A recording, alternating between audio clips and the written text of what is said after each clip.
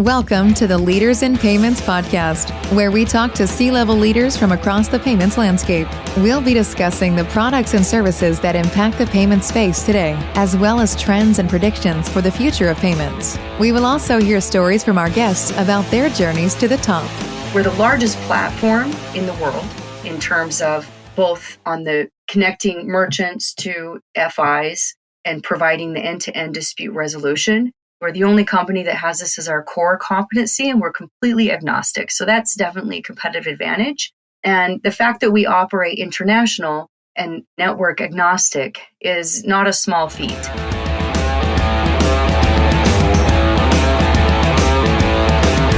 That was Monica Eaton, the CEO of Chargebacks911, and she is my special guest on this episode 294 of the Leaders in Payments podcast, and I'm your host, Greg Myers. Monica was on the show back in April of 2020, at which time she held the position of COO. Now, as the CEO, she joins to share the interesting story of her professional journey and how and why Chargebacks911 exists today. We cover this story during the first 30 minutes of the show.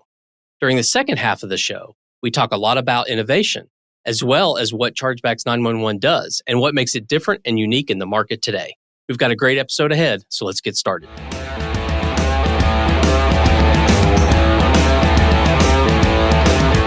Hi, Monica. And as I have said earlier, you were on this podcast back in April of 2020. So it's been a little while. So let's have a little bit of an update, but would love to hear about what's going on at Chargebacks911. So thank you so much for being on the show today. Absolutely. It's great to hear your voice again. It has been quite a while. In payments years, it feels like forever. Right. Things change so rapidly. Where do I start? Let's just dive in. Maybe tell us a little bit about you personally and maybe where you grew up, where you went to school, where you currently live. And we'll circle back to your professional journey in a minute, but maybe start a little bit about yourself. Sure.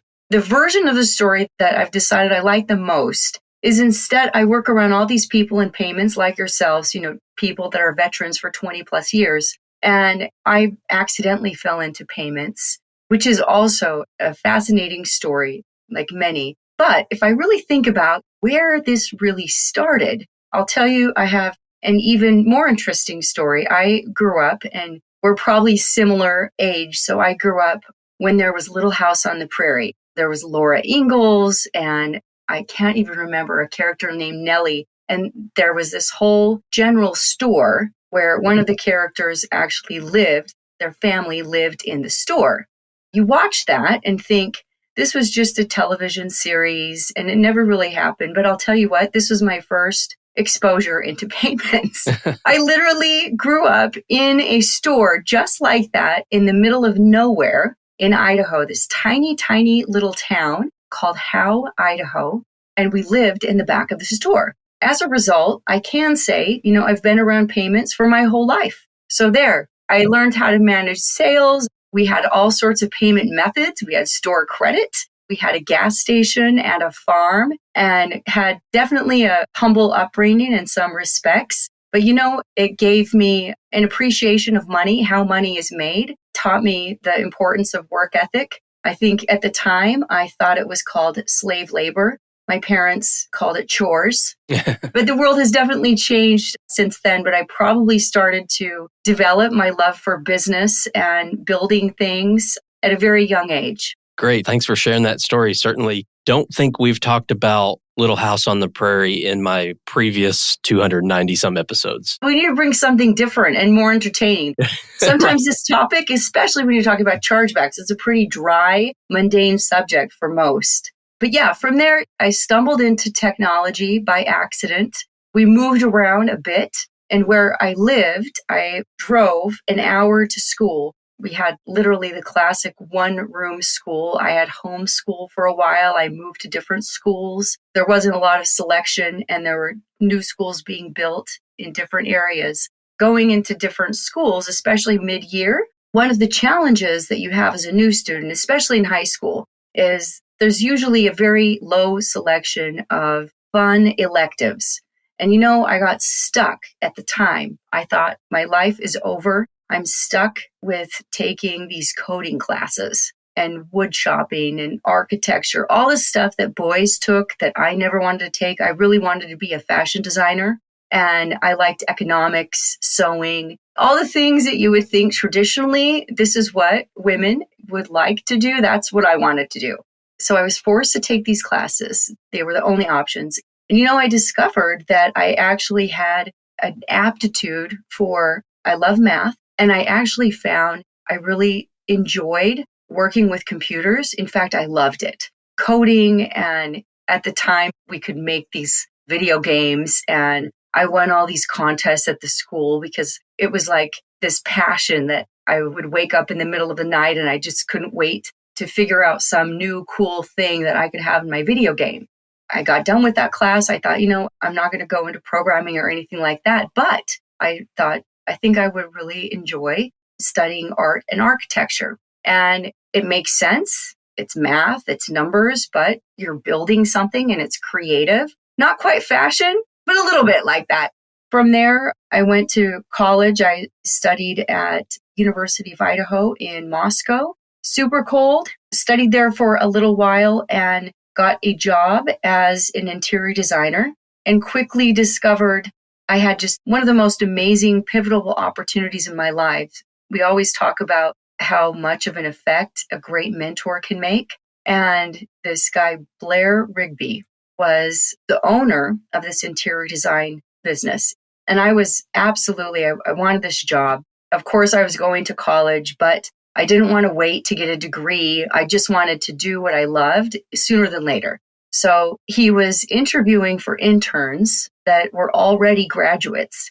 And I did something that I'm not proud of, but lessons learned. And I lied about my age. And I said, look, I'm a graduate. And I think I added like 5 years to my age. And I got the job as a forklift driver, mind you. I was in the warehouse, not anything that was very posh.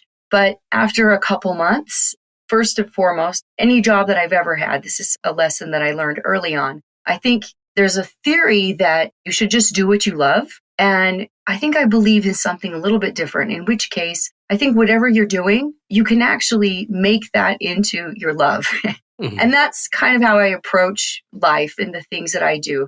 And so operating this forklift, I was in charge of organizing all the carpets in the warehouse. And in a very short period of time, I just decided I'm going to be the best employee that Blair has ever had. This company called Showcase Interiors. So I mastered the forklift. I organized the whole place. I codified all the carpets and everything. I learned how to install carpet. Then I had the horrible meeting where he's like, okay, now tell me, first of all, what's your real age? You don't have a college degree. What are you doing? And at the time, I actually had 2 other jobs as well. So I was not only going to college, I worked at McDonald's in the middle of the night for a night shift. I worked at a nightclub on the weekends. And it turned out for my nightclub job, I was noticing they were having problems reconciling. So I convinced my manager to let me work in the finance department. That also was pivotal because it gave me exposure to understanding how P&Ls work, managing inventory control, managing software, a lot of really cool things. And then coupling that with some of the opportunities. Needless to say, Blair didn't fire me. He did give me a pretty stiff correction.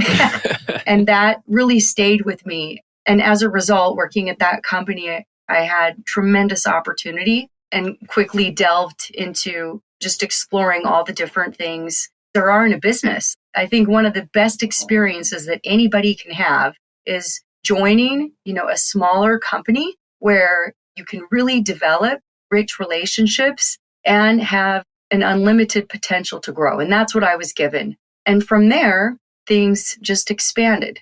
I put in the effort, and soon, I was a salesperson. I was ordering carpets. I was managing the store, and then I was given an opportunity to expand. He was expanding into a franchise model. And that led me to what accidentally became my first business. So at age 19, I sold my first business called Resort Furnishings. And I rented this condo. I thought, I'm going to take this opportunity and help build out this franchise. By then I had quit college.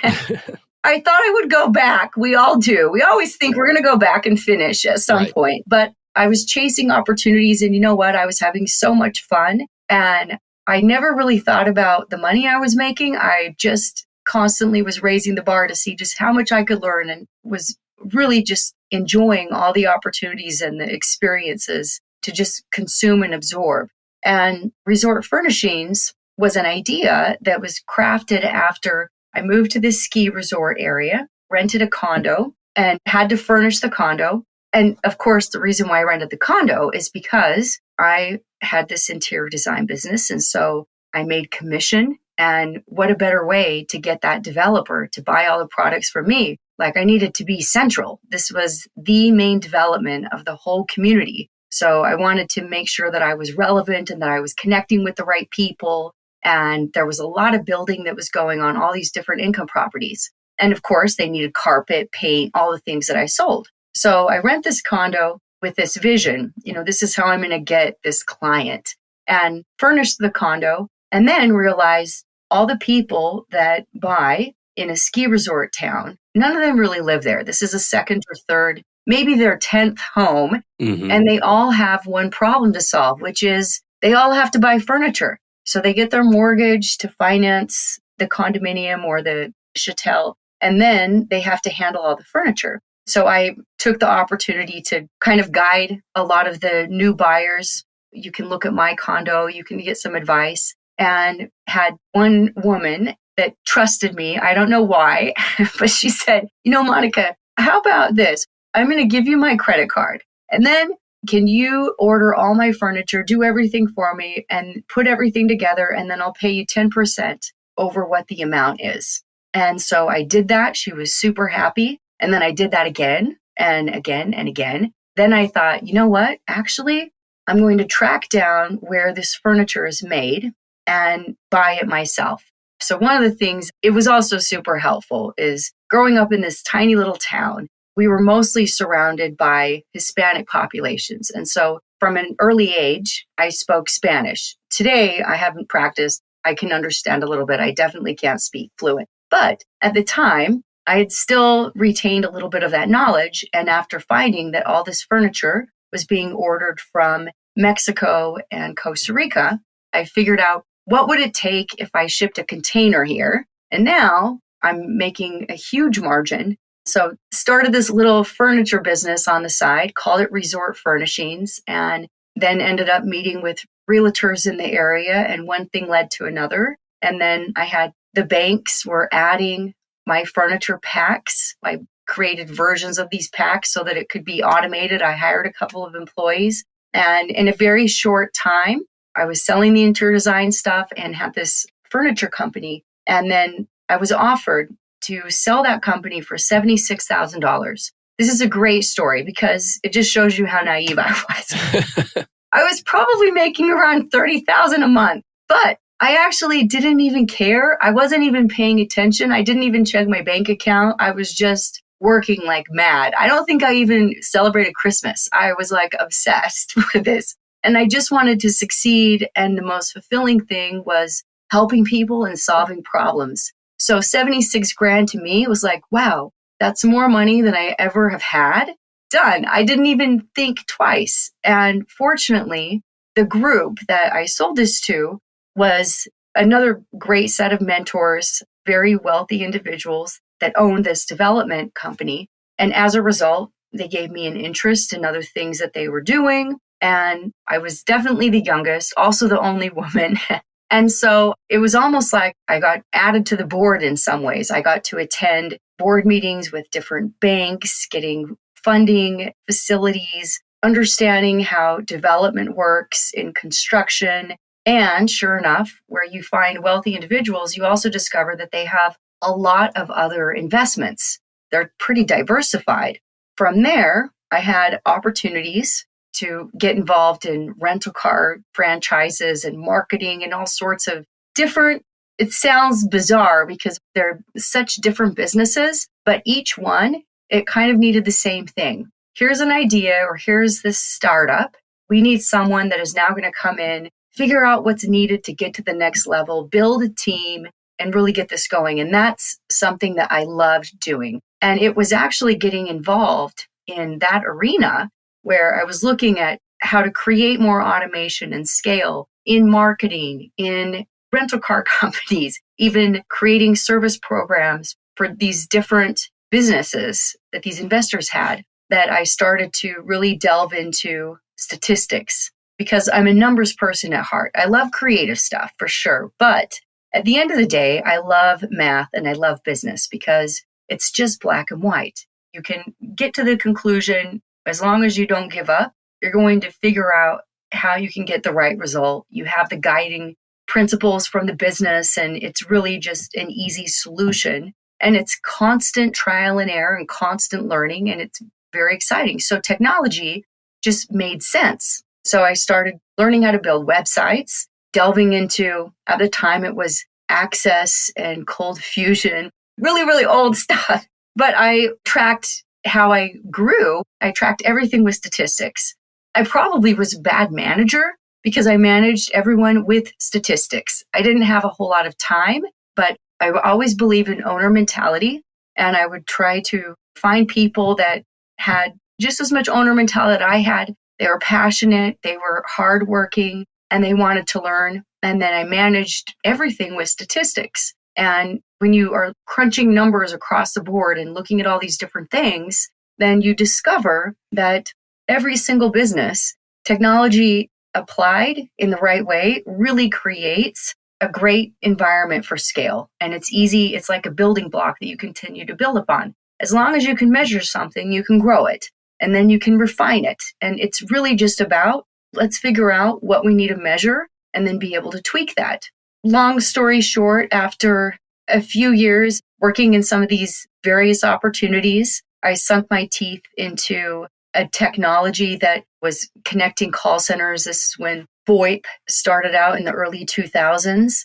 And that was exciting. Sold that business. And then I thought, all right, I'm going to retire. I'm going to go get married and have kids and just become an expert housewife, because that sounds like a new challenge. And I've heard it with so many parents. I was tricked. I had my first daughter was like the angel daughter, the angel baby that anyone could have. Literally, I actually thought it was because I was the best mother. I literally thought this. I was like, I don't know what all these other parents are thinking. Clearly, they just don't know how to be a good parent, because my daughter, within a week, she's sleeping through the night. She never cries. She's the easiest baby in the world. And it created a problem, because I realized, man, I thought this was going to be a lot more work. And here I am, bored out of my mind. There's nothing to do. And as unfortunate as 2008 was for all of us, in some ways, it gave me an opportunity to create something,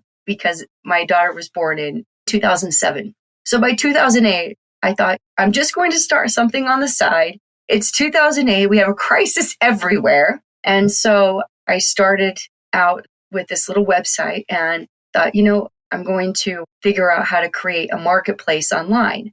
And this was in the days of eBay. eBay was everywhere. Slowly but surely, I'm definitely one of those people that I can't do things in a small way. It's either all in or not at all. I know that about myself, and I should have thought that it would never be something on the side. But after a short period, I thought, you know what, actually, I want to figure out how I can compete with eBay. And I want to build this marketplace. And I failed my way to success. And I mean, like, miserably failed.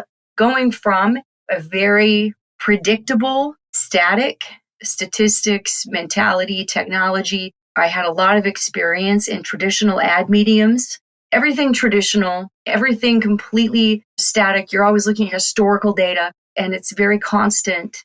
Taking that and then trying to figure out the World Wide Web, the Wild, Wild West. It's like everything is dynamic. Whatever you read today, it can't be applied because it's already antiquated. Data sets are constantly changing. And there's really no manual. There's no guide. There's nothing. It's all trial and error. But it was also a great challenge. It forced me to think in different ways. And I confronted all the problems that every business goes through, every merchant goes through, dealing with CRMs in their infancy, multiple CRMs, integrating with gateways.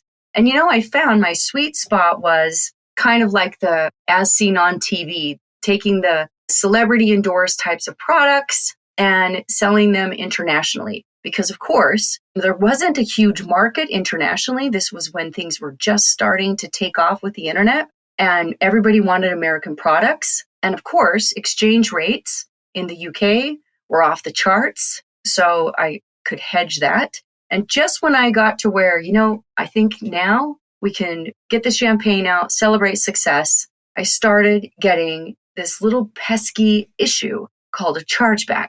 And I was receiving all these letters that I would just throw away. I didn't know what they were. I figured I opened like one or two, but I was like, you know what? I have a merchant processing account, and I know as a merchant, I need to know two things. How do I make a sale and how do I refund? That's it. Do I need to know anything else? No one told me about anything. And then I get one account shut down, then the next account shut down, and it became just a pain, like my Achilles heel, where I could never, ever get to a point where I felt like, okay, now this is sustainable, because it was so haphazard. I would think we had 2 different fraud filters. We had all these different gateways. There was one point where my merchant processor said, Monica, if you want to reduce chargebacks, you should improve your refund policies and refund every customer. This is what happens to an entrepreneur, to any of us. When you start losing confidence because you're just guessing constantly, you abandon all common sense, which is exactly what I did. And can you believe this is literally what I did? I implemented a policy with our customer service team and said, if anyone calls you, I want you to refund them. No matter what,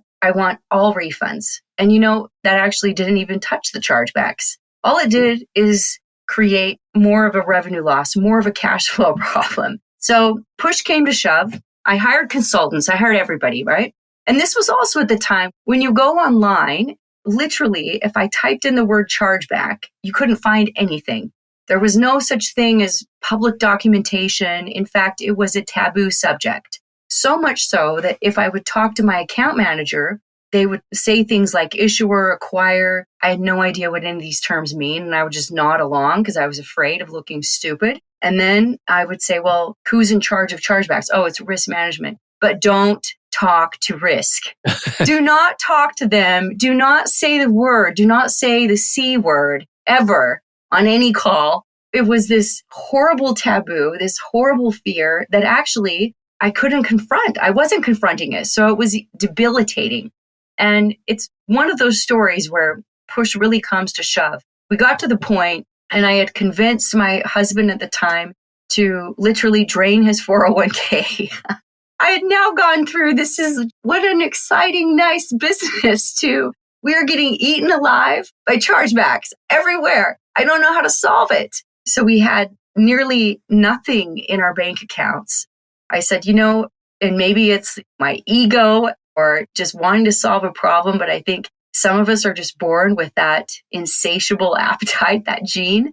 I did what everyone said not to do. I decided, you know what? I'm going to survey every single customer that ever filed a chargeback and actually develop a whole campaign and call them and interview them and codify all of the results. And then I reached out to all the friends that I had in the industry that also had chargebacks. And this was before I even knew what PCI was. They sent me all of their data and I called all of them as well. And I found something very pivotal. And I discovered that actually my biggest problem with chargebacks, it wasn't fraud.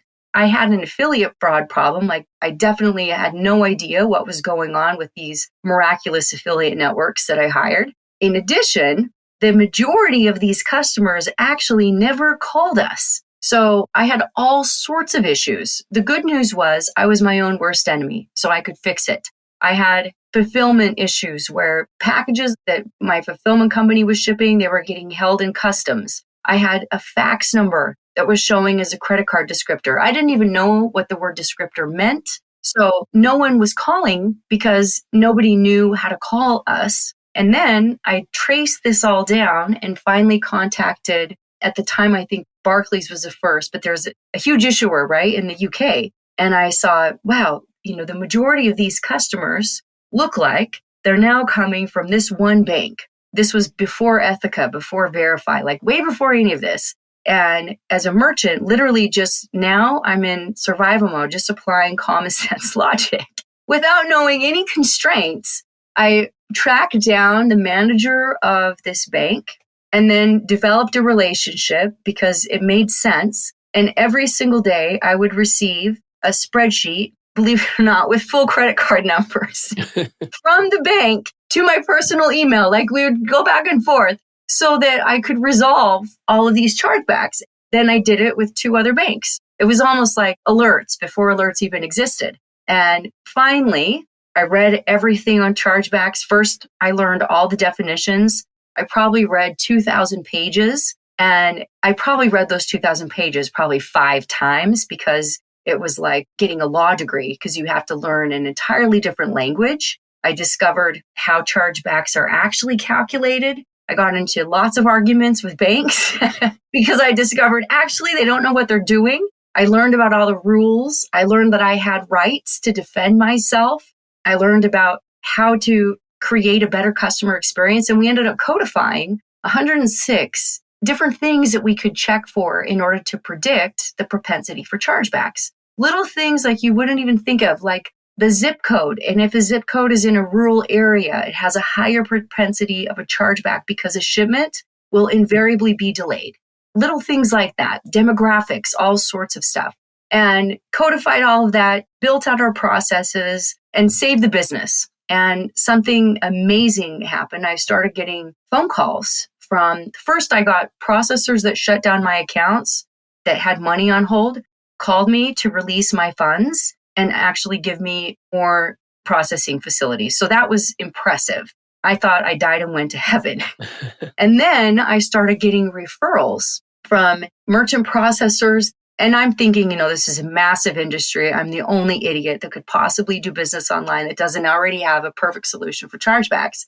Well, I start getting companies or these processors, some of them I hadn't even heard of. Hey, I heard that you have great advice for merchants. Can you talk to so-and-so? Can you talk to so-and-so? And one right after another. And you know what? It was therapy. It was actually the best feeling ever to talk to someone who exactly what they're feeling because you've been in that pain, and to feel like now you know how to help them. It was invigorating. Then finding out that some of these organizations that were being referred for me to just give them some advice were enterprise organizations. One was Radio Shack, a huge name. You would never think that a sophisticated company, I never thought that any of these companies would ever even have an issue with chargebacks. So that was a point where I thought, you know what, actually, I'm going to build a website for merchants and I'm going to call it Chargebacks911. And I'm just going to pour my heart and soul out and let the world know that there is something you can do about it. This is a science. You can't be afraid and you have to defend yourselves. And our very first slogan when we started out was from defense to offense, because you can't expect that you're going to be able to change things if you don't take initiative. Staying fearful and ignorant is the worst possible thing. Even the name Chargebacks911, at first I thought chargeback quarterback sounded like the best. I was overruled. But yeah, Chargebacks911, definitely not a name that aligns with the corporate banking world. Never did I think in a million years I would get into the payment industry. I hated banks. I felt like a victim, and it was a cry for help. I was fighting for merchants because of what I experienced, and I wasn't afraid because I figured out, I resolved my own ignorance. So created Chargebacks911 because as a merchant, what I wanted is to dial 911 and be rescued from chargeback help. And it's one of those crazy stories. After a short time, was contacted by the Wall Street Journal, then the New York Times, and the rest is history. Today, we have grown internationally. I've spent about 5 years in London, also expanding our location into Europe, to the rest of the world, getting into lots of different payment methods. So super exciting. And today, we also do business with some of the world's largest financial institutions. So I have learned that chargebacks, they're not just an enemy to merchants. Actually, the more education I get, the more ignorance I expose over many years in assuming there's always a victim in the equation. And it's interesting with this particular problem, really everybody is a victim. It's a scenario that just creates damage to every single stakeholder. And on the back of COVID, there's amazing opportunities to really create some pivotal movement in the space. So I couldn't be more excited. That's a great story. I'm glad you shared that. And I want to talk a little more about Chargebacks911 and what you're doing today. When you were on the show a few years ago, have there been, I guess it was 2020 you were on, have there been changes to the business, things you're doing differently? Have you made any major pivots or acquisitions, anything like that you'd like to mention? So I think probably when I had talked to you, we were in the process of making an acquisition. So we bought a company called Artifacts at the end of 2019. That platform added a lot of synergies to what we do.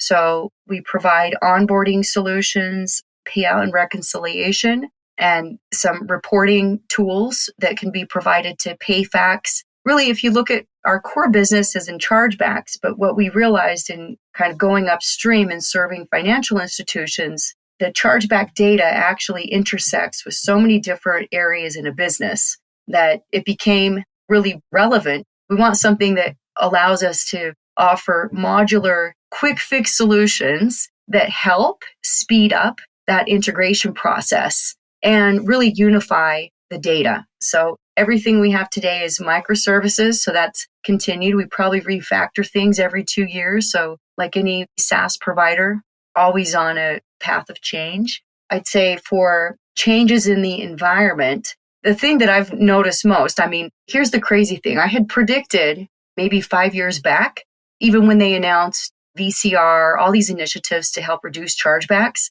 If you really think of the consumer behavior, and I would say I'm a huge student of consumer behavior science. I spent many, many years in statistics and studying this, and you have to understand the psychology in payments. If you take a look at creating more efficiency in the chargeback problem, because that's what the world says they want. That's what a bank says they need. We want the process to be more efficient because it's so painful. Well, here's the problem. It's that horrible F word, frictionless. When you remove friction and you make things too efficient, volumes grow. And that is a massive issue. If we look at the chargeback mechanism, this is something, the whole infrastructure, the entire process was developed in the 70s for a very, very different world. Total card present, no such thing as e-com. It really hasn't changed that much. The only thing that has really changed is rules. Same exact process and almost the same thresholds, but just rules. That's insufficient to be able to cope with the massive change. If you look at what's changed on the front end, you have 3D Secure, you have CVV, you have AVS, you name it, it's changing. We have QR codes, contactless. It's crazy, all the different changes that are happening to improve the customer experience, and many of them reducing friction and creating more fraud on the back end. So the opportunity or the change that has come with chargebacks is if we look at some of the changes that have been made to create more efficiency, because it is a very arduous, time-consuming, inefficient process, has actually ended up creating more chargebacks, not less. So we're solving the wrong problem. And then take that and couple that with the effects of COVID. We all knew that chargebacks would increase, and everybody talks about the structural changes from COVID and they're everlasting, ever-changing, ever-growing. With chargebacks, this has really been pinnacle. I think as an industry, we have to recognize there is no going back. We're not going to shift consumer behavior, and you're not going to mire the technology development that has evolved as a result. Consumer behavior has resolved. We have evolved. It no longer matters that per policy with Visa and MasterCard, a merchant just needs to ship their product within a week. No, actually, if you do not ship your product the very next day and it's not delivered at the doorstep of your customer, you're probably likely to receive a chargeback because the expectation has evolved. There's new standards. And so one is what's written and what's legacy. And the other is the reality that we're dealing with. Interesting, you look at COVID, and in order to cope with the volumes of chargebacks and disputes, then of course, banks had no choice but to create a much more efficient means. File a chargeback with no questions asked from your cell phone. Go to your website, make a call, click a few buttons. That is now the standard. That expectation is now there. So how do we solve that? And we've seen disputes rise and rise and rise. And they're rising much faster than the rate of card not present payments, even though if you consider a card not present payment is 55 times more likely to turn into a chargeback than a card present payment. However, the thresholds for chargebacks that manage C&P traffic and card present traffic is exactly the same. There's lots of stuff that needs to be done to create a more fair environment. Chargebacks have evolved to become a compliance statistic, but we have a compliance statistic that is guilty before proven innocent, that never can get erased, even if the merchant proves that it was invalid. We have the card networks that are stating that up to 70% of all chargebacks were wrongfully filed. They were a mistake. They're friendly fraud. However, you have merchants and acquirers and banks that are taking the burden and paying those fines and fees for all of those invalid cases. And we're still operating off of those archaic thresholds. And even more recent and even more alarming, if we talk about change, is I hadn't updated our statistics for a couple of years. It's a huge task. We actually had hired a study that was done a couple of years back. And from our study, we had seen chargebacks are growing at a rate of 23%. E-com is 15%. So it's still completely out of proportion, a massive issue. More recently, MasterCard has announced, according to their statistics, chargebacks have grown at a rate of 32% in the last year. That is astronomical. And then if you consider the momentum that even pre-chargebacks tools have through the likes of Ethica, Verify, etc., that are very commonplace in the market today, we have a much larger problem. And when I look at the back of the napkin and do the math myself, we're literally looking at these statistics are probably in the realm of 56% because it's so fragmented. And it's a problem that's usually still kind of like that back office, send it over there and let them fix it, but it's not getting fixed. So yeah, lots and lots of growth in this space, tremendous opportunities with alternative payment methods. I think chargebacks and disputes still the number one unique differentiator for cards today. So I think we are definitely at an unprecedented time, both for technology, innovation. It's super scary, but equally exciting. What makes your company different from your competitors? How are you helping to solve these problems differently than others? First and foremost, and I know I would have answered this even if you asked me 2 years ago, I probably would have said technology. And I could still say technology today. I'd say we're light years ahead in technology, but I think the world is changing at such a rapid pace. Nobody in business is going to be safe in saying technology is our biggest differentiator, because we need to adapt to the fact that that is going to get level set. Really, what it comes down to is relationships, knowledge, intellectual capital, connections. If I look at, we're the largest platform in the world in terms of both on the connecting merchants to FIs and providing the end-to-end dispute resolution. We're the only company that has this as our core competency, and we're completely agnostic. So that's definitely a competitive advantage. And the fact that we operate international and network agnostic is not a small feat. As markets are expanding, it used to be unpopular.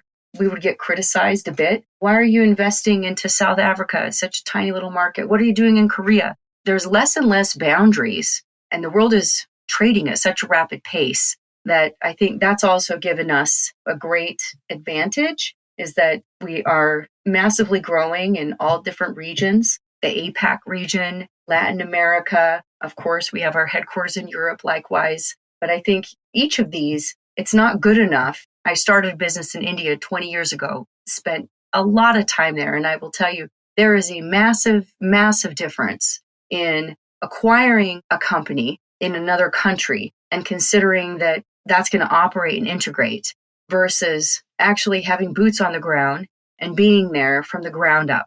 It is night and day. So in order to really do business, I think international at scale, you need to understand all the different payment methods. This is becoming more and more relevant. You have to speak all the languages. And I'm not talking about stuff that you can get with Google Translate, but it's more understanding how things are different with cultures, what's important to people, how human behavior changes, the psychology. And when it comes to chargebacks, this ultimately is still a human problem. It's a data problem, and it takes a different mindset to solve it. And then lastly, just on the people. So connections, we've spent over a decade connecting to the world, from CRMs, gateways, processors, fraud filters, you name it, we're probably connected. We support hundreds of plugins, file types, and connections. And then when it comes to people, there's not a whole lot of intellectual capital when you take a look at chargebacks, because we were talking about this earlier, even before we got on this interview. It's impossible to go get training in payments. Nobody gets out of college and says, I can't wait to join payments. Right. And whatever they could find, I guarantee it's already antiquated and useless. And so oftentimes, and I can say this with confidence in talking to some of my peers, but sometimes you have to untrain people on things that they think they already know, right? Right. And the only way that you really get an understanding in the chargeback realm is you have to have worked there firsthand. So we have teams from issuing that are bringing 30 plus years of experience. There's no replacement for that.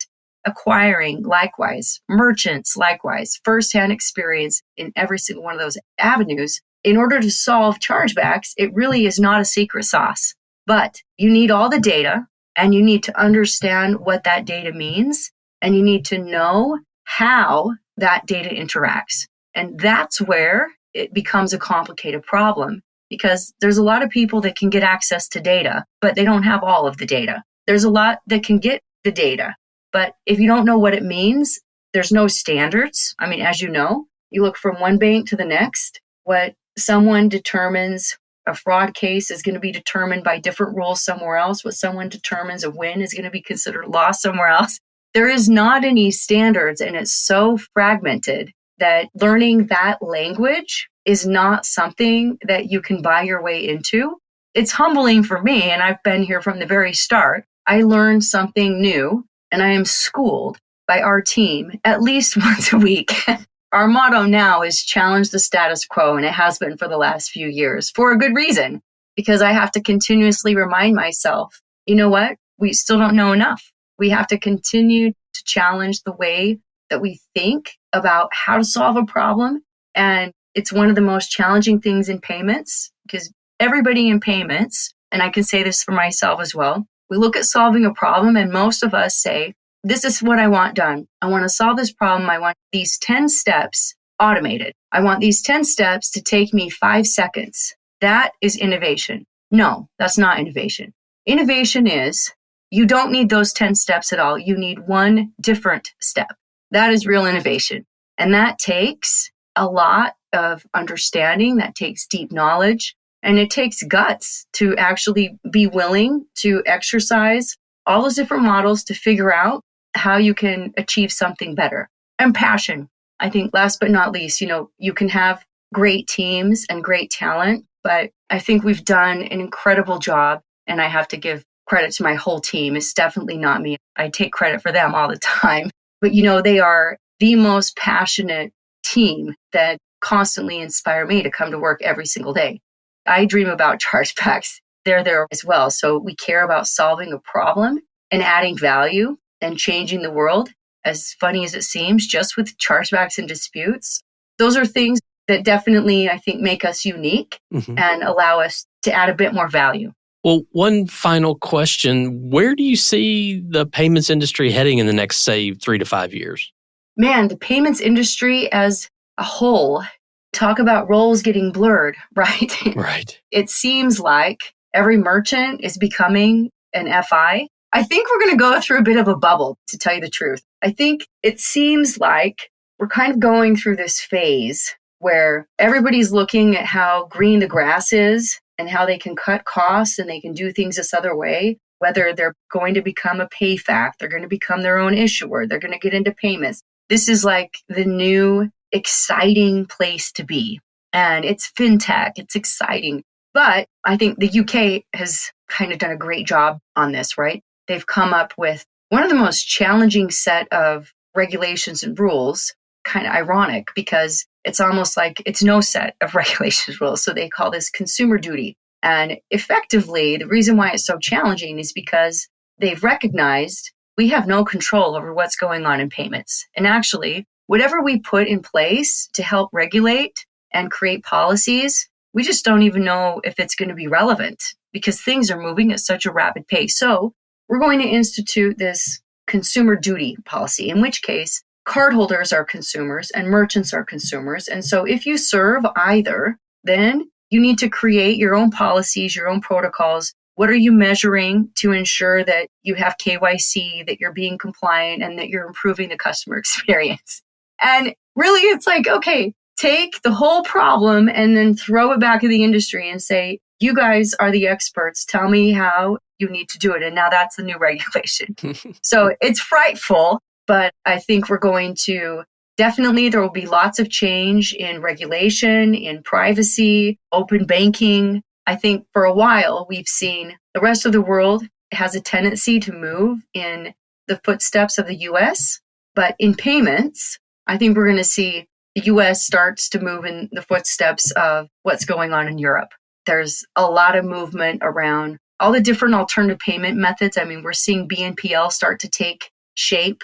CDBC, I think, is going to become more and more relevant. I know it's already getting talked about. It's a lot more talked about in other countries. But I think in the future, we'll definitely see, and hopefully, I guess, that hopefully there will be more data sharing. And my goal is that the industry becomes a lot more collaborative and we really join forces to democratize fraud data. I think that ultimately has to happen. It's currently a pain point that affects every single stakeholder. And there's quite a few cottage industries that just efficiency and transparency will continue to evolve. And we'll see a lot of change in our future. Probably some ups and downs for sure. Monica, thank you so much for sharing your story today and talking about the industry and about chargebacks and fraud. I know they're all very hot topics and very important to our industry. And I know your time is very valuable, so I really do appreciate you being here. Thanks, Greg. Have a good day. And to all you listeners out there, I thank you for your time as well. And until the next story. Thank you for joining us this week on the Leaders in Payments podcast. Make sure you visit our website at leadersinpayments.com, where you can subscribe to the show and where you'll find our show notes. If you enjoyed listening, please share on your social channels as well.